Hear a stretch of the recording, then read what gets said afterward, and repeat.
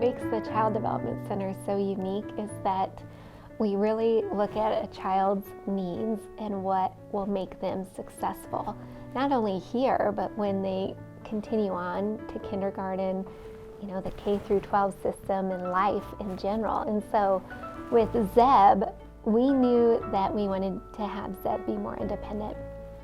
And so I reached out to the Orr's Hope Foundation with this idea of we want to transform this Jeep to fit Zeb's needs and have him be more independent in life.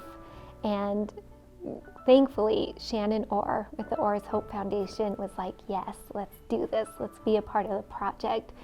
And from there, the team just took the Jeep and revamped it specifically for Zeb. My name is Gina and I'm Zeb's physical therapist, and I've been working with Zeb for 2 years. So Zeb has cerebral palsy, which affects his legs and his left arm. Which makes it really difficult for Zeb to walk and to transfer. So we've been working a lot on getting the classroom involved with stretching and range of motion, so they help with that every day. We do a lot on positioning. He likes to keep his legs together, and so we work on positioning to help kind of do the opposite of what his muscle tone wants to do.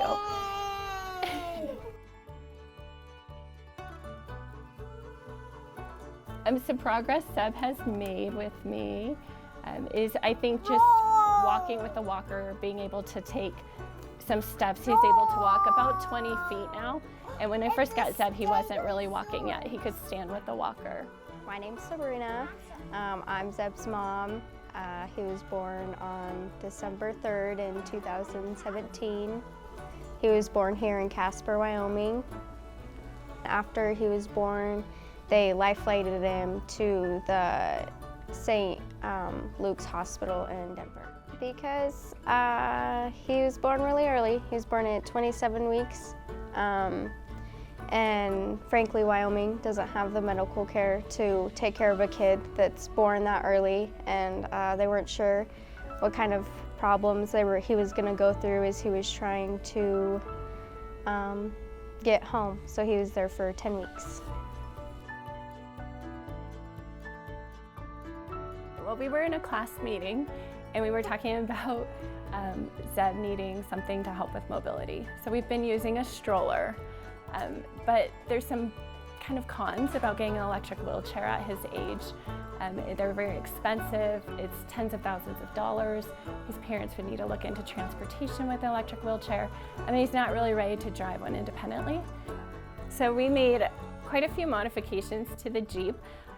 Zeb has a hard time using his legs. So instead of using the switch on the bottom for his leg to activate the accelerator, we made a switch for him to just use his hand, so he can lightly push a switch on the steering wheel, which is so much easier for him to control.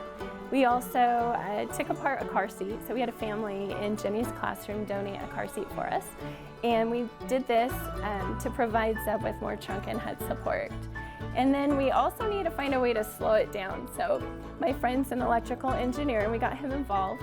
And this Jeep actually runs on 2 motors, so we had to separate the motors out. And so we run 1 motor at a time, and that helped us slow it down. And then we also have a remote that we use for adults to help him steer so he's safe around his peers. Yeah, the stop switch is important. Yes.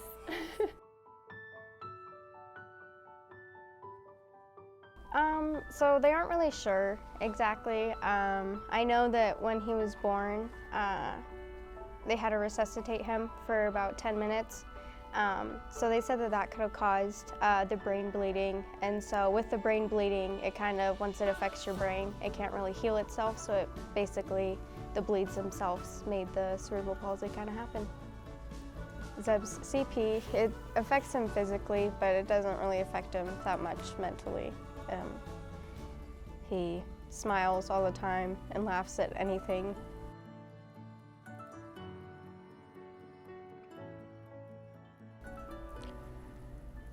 I think my hope for Zeb is that he just carries on the rest of his life with the same attitude he has now. Because he's very happy, he's very loving, and he's never let anything stand in his way of what he wants to do. My hope for Zeb is that he will be as independent as he's able to be, and I just want him to be really happy.